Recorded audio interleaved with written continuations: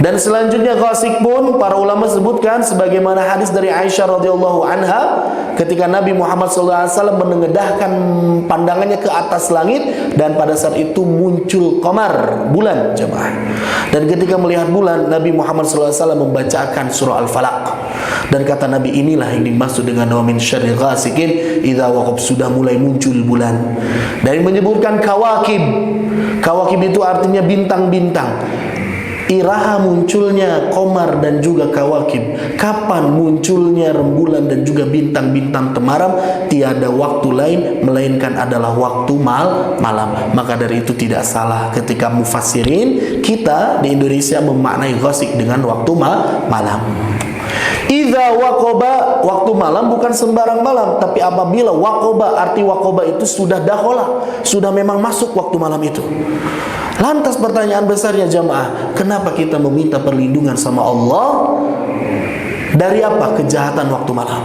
Sebetulnya yang titik permasalahannya itu bukan waktu malamnya. Sekali lagi, kita itu berlindung bukan dari waktu malamnya, tapi dari syarrunnya, kejahatannya, peluang bahaya yang ada di dalamnya. Karena apa Pak? Kita seluruhnya memerlukan dan membutuhkan waktu malam. Jadi malam itu tidak berbahaya. Kejahatan yang terkandung di dalamnya itu yang harus kita waspadai.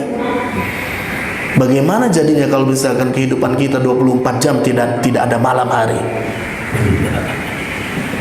Siga naon Pak? Acuk anggoan anu tos diseuseuh. Ya, garing. Kering Pak kalau tidak ada waktu malam. Jangankan waktu malam, ya ketika kita tidur di malam hari, kita lupa mematikan lampu. Itu pun sejatinya badan kita itu tidak betul-betul beristirahat karena mata sensornya masih berjalan dan aktif. Makanya kenapa Nabi Muhammad SAW mintakan kalau misalkan mau tidur, tiup dulu lilinnya, tutup dulu pintunya, tutup dulu bejana-bejana, wadah-wadah air, wadah-wadah makanan. Ternyata jamaah sekalian, itulah yang menunjang terhadap aspek kesehatan, bukan hanya dalam urusan agama.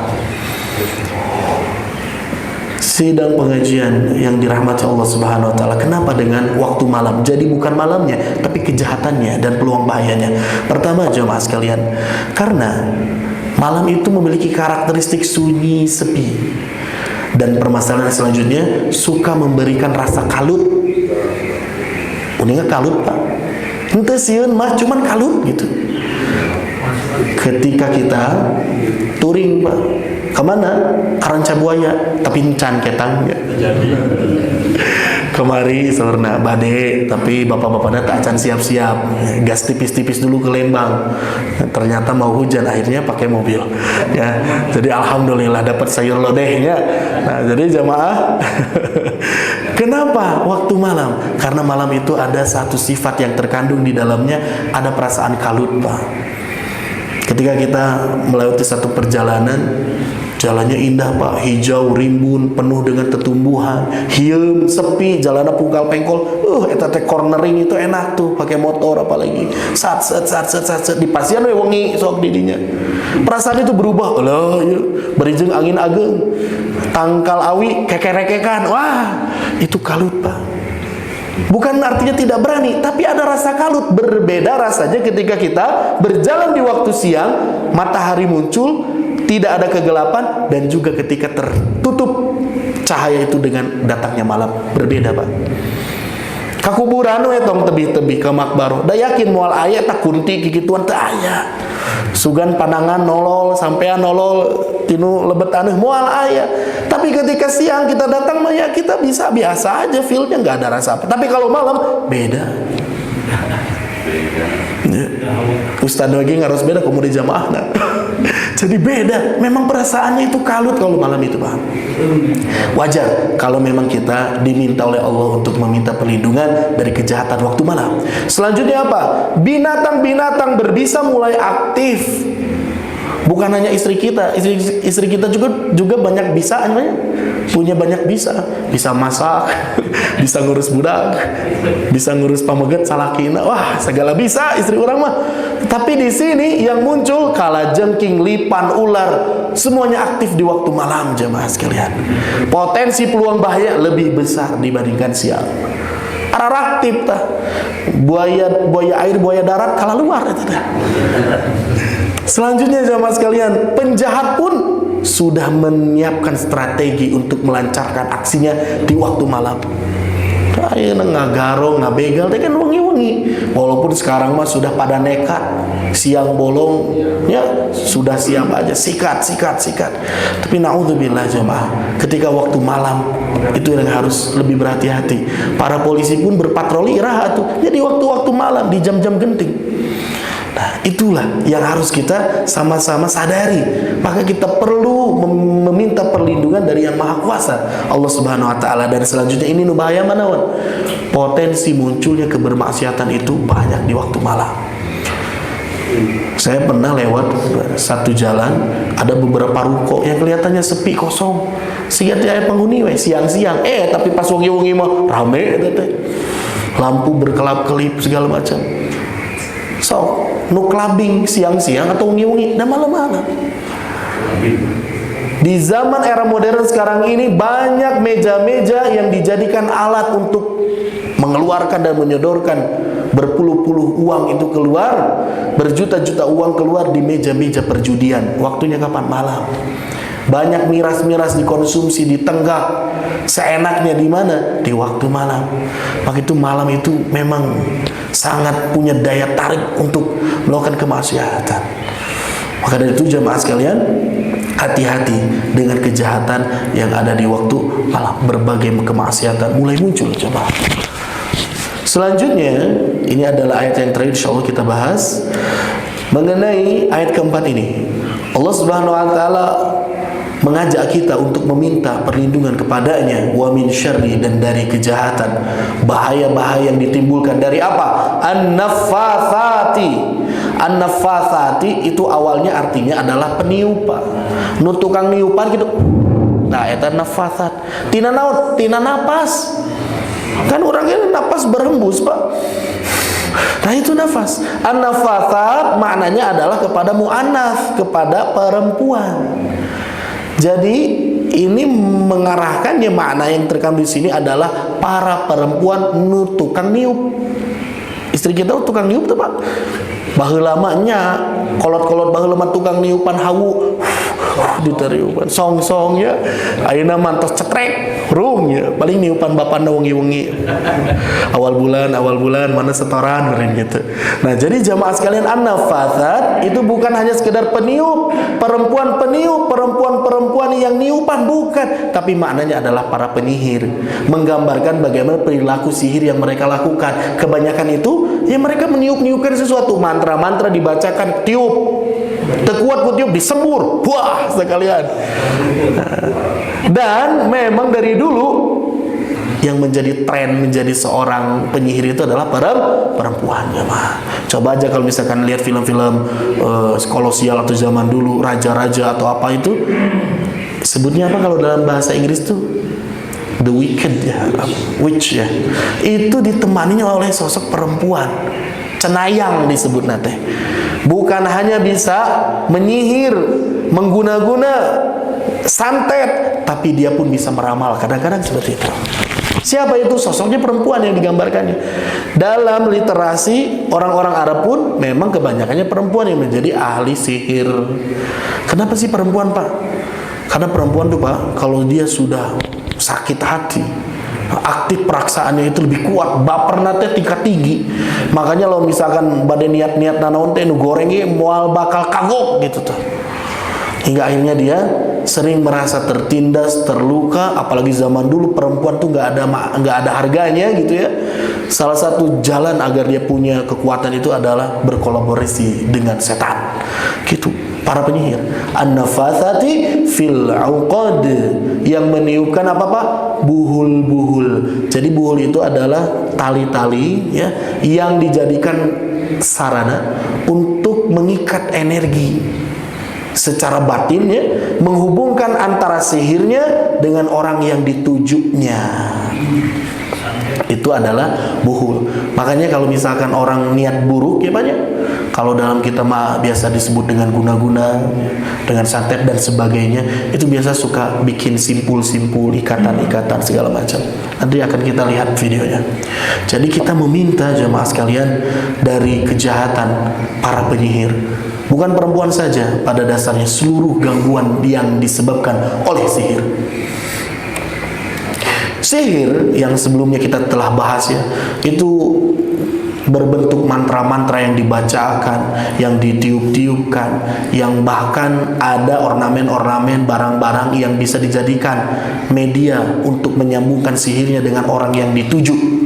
Ya, biasanya dengan boneka-boneka, ya, disiapkan dengan foto-foto ataupun dengan rambut-rambut, mohon maaf, pembalut bekas yang sudah dipakai oleh orang yang ingin dituju oleh si penyihir ini.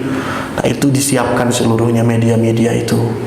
Ya, kalau dalam istilah orang Minangkabau itu ada istilah 7 gelang-gelang ataupun 7 simawek.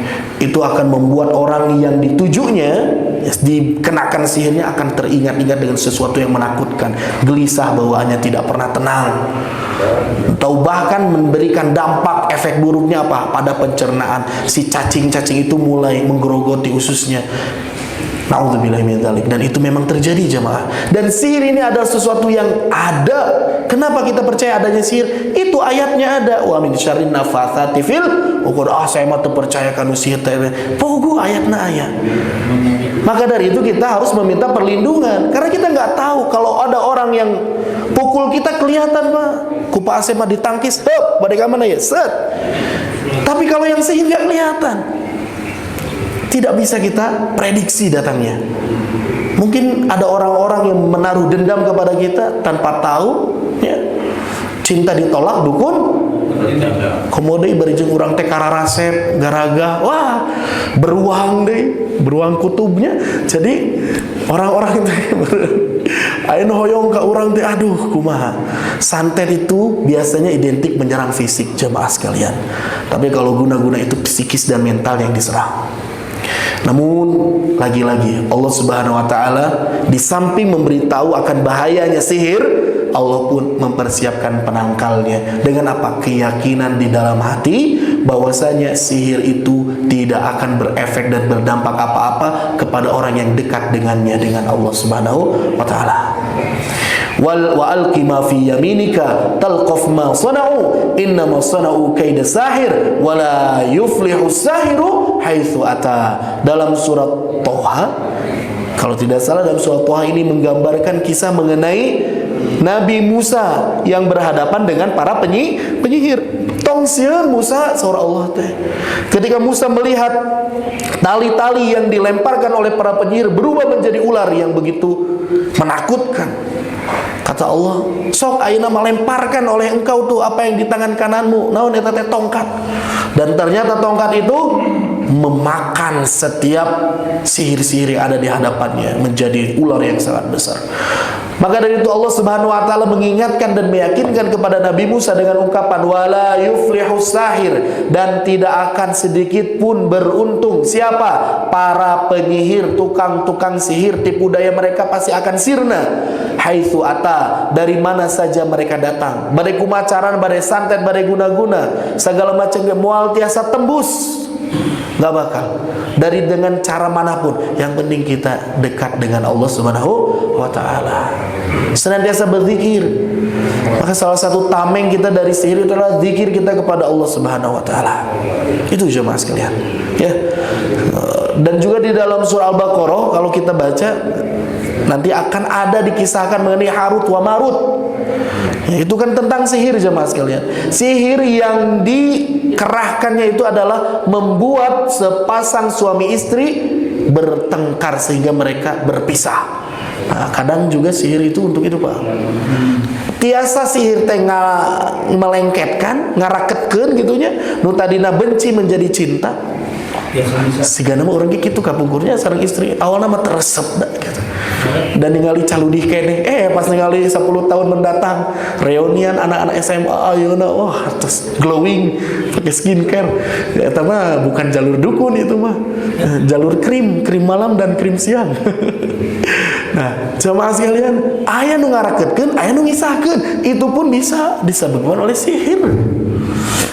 Bisa deh bawaannya teh ke pasangan teh nggak mood begitu, nggak bawaannya teh nggak sreg, selalu aja ada hal-hal yang membuat kita nggak suka malah jadi benci hingga akhirnya ya papiraknya papisah. Itu bisa disebabkan oleh sihir harut marut. Terakhir sebagai penutup jemaah sekalian, kita akan saksikan salah satu video bagaimana gambaran orang-orang yang berniat untuk mensihir ataupun membuat simpul-simpul ya. Biasanya simpul-simpul itu akan diikat dengan buhul, setelah itu di dalamnya disimpan benda-benda yang berkaitan dengan orang yang dituju untuk disihir, termasuk ada darah, ada tanah, ada kain-kain kafan. Tanahnya biasanya diambil dari tanah kuburan orang yang baru meninggal. Sanes kuburan ucing Pak Asepnya kemarin ngurupkan ucing. Nah, jadi diambil, dimasukkan, disatukan dengan fotonya, dengan apanya, dan biasanya jamaah sekalian disimpan ini si rojah-rojah ini di tempat-tempat yang tidak bisa dijangkau oleh kita. Nu ngarina naon di video mah ternyata dipiceuna teh disumputkeun teh ka mana? Ka dasar laut. Sesah. Kita akan lihat. Seorang penyelam ini menemukan buhur atau media santet di dasar laut. Buhur merupakan media santet yang ditanam di sebuah tempat tertentu untuk mengirimkan guna-guna kepada seseorang. Dalam dunia ilmu hitam, seseorang yang hendak mengirimkan sihir maupun santet ke target si penerima biasanya menggunakan suatu media atau benda yang digunakan. Di mana media tersebut nantinya akan diletakkan, ditanam maupun digunakan di tempat tertentu.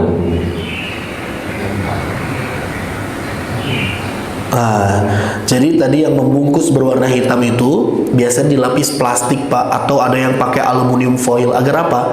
Agar si medianya itu tetap utuh, tidak rusak, sehingga ya kekuatan magis dari santetnya akan tetap kepada orang yang ditujunya. Udah gitu dibalut dengan kain, diberikan tanah, dan nanti kita pun akan lihat di slide berikutnya dalamnya itu rupa-rupa ya, formulasinya naudzubillah menyeramkan. Nah, selanjutnya ini sama, ini juga ditaruhnya di dasar laut ya. Ketika ada orang menyelam, dia merasa penasaran apa itu benda, ternyata ini yang dilakukan oleh orang-orang yang menyihir, yang menyantet. Di dalam botol tertutup rapih, kuat.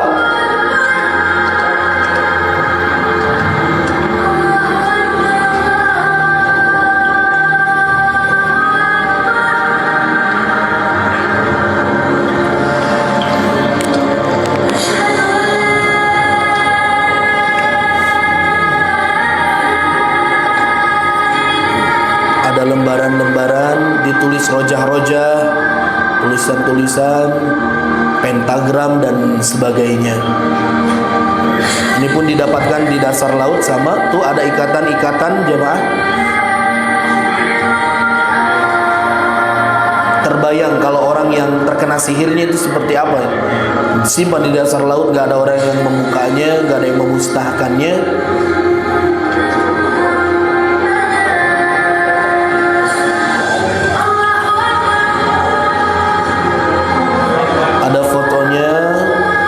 Gambar-gambar.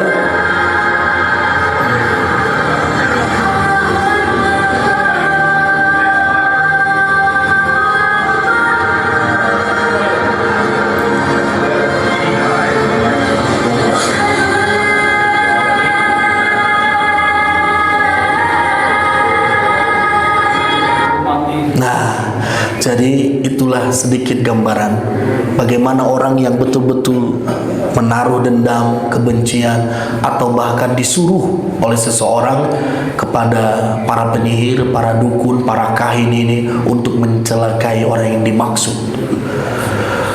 Kisah sebagai penutup jamaah sekalian, ada seorang lawyer internasional Beliau itu pakar ya dalam hukum tatanan baik dalam negeri atau di luar negeri, menceritakan, saya sering dapat klien diminta oleh kedubes Arab Saudi.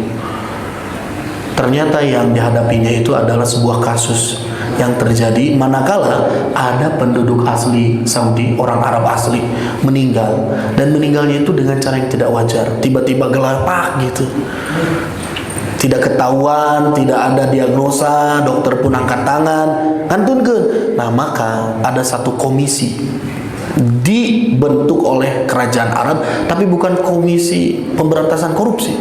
Ini Robitoh yang disiapkan itu adalah komisi pemberantasan mengenai kemusyrikan dan juga dunia santet dan sihir. Itu ada Pak, dibentuk. Hingga akhirnya kalau dapat laporan ada warga yang meninggal dengan mendadak, itu dilaporkan kepada Robitoh ini. Karena apa? Pas dilihat di dalam rumahnya ada ART-nya asli dari Indonesia. Jadi lamun misalkan anu ngantunkeun majikananya, udah gitu yang para pembantunya ini salah satunya dari Indonesia, langsung dicurigai itu. Karena orang Indonesia itu sangat terkenal dengan hal-hal yang seperti ini, klinik dan yang lainnya. Udah gitu akhirnya datang ini Pak, komisi ini untuk menggeledah terhadap bawaan yang dibawa oleh orang-orang Indonesia. Dan sayangnya menurut lawyer ini menyebutkan orang-orang Indonesia teh kadang-kadang sok gampang teh ngarasa ngajadikeun jimat. Pas anjeunna meureun pamitan ka ustadna di lembur, Pak Ustad abdi bade angkat kalau negeri ya nyuhunkeun amalan naonan ieu candak we. Padahal mah isina teh bacaan ayat-ayat gitunya nu kudu dibaca, kuduna mah diawaskeun, diamalkeun, ieu mah disimpan di kuel-kuel, di talian, disimpan di tempat yang tertutup gitu. Sehingga dianggap sebagai yaitu praktik-praktik sihir, dianggap jimat, dianggap untuk mencelakakan, dan ini yang banyak tertuduh kepada ya para ART di negeri sana. Khususnya lamun aya orang Indonesia pasti digeledah. Gitu. Ya, maka dari itu jamaah sekalian hati-hati sekali lagi, jangan terlalu kita menyandarkan terhadap sesuatu selain kekuatan yang hakiki yaitu dari Allah Subhanahu wa taala. Rojah-rojah tulisan-tulisan itu kalau mau ya dibaca ayat kursinya, bukan hanya ditempel. Ditempel di dalam rumah teh biar kalau kita masuk lihat itu ada kaligrafi itu kita baca dulu kalau masuk. Kalau keluar ada kaligrafi itu kita baca dulu. Kalau kita tulis dengan pentagram yang tidak jelas itu apa? Takut masuk ke dalam praktik sihir. Na'udzubillahi min dzalik. Panginten sakitun jasa kapi hatur. Terima kasih atas perhatiannya jemaah sekalian. Mudah-mudahan apa yang kita pelajari pada subuh kali ini menjadi ilmu yang bermanfaat dan tentunya membawa kebaikan dan keberkahan dalam kehidupan kita. Amin ya Allah ya Rabbal alamin. Saksikan penjelasan berikutnya sebagai penutup surah Al-Falaq mengenai hasud, ciri orang hasud dan bagaimana menangkal dari sifat hasud. Insyaallah bertemu di pekan yang akan datang. Kita tutup dengan bacaan hamdalah dan doa kifaratul majlis sebelum nanti kita lanjutkan apabila ada yang ingin bertanya dan berdiskusi.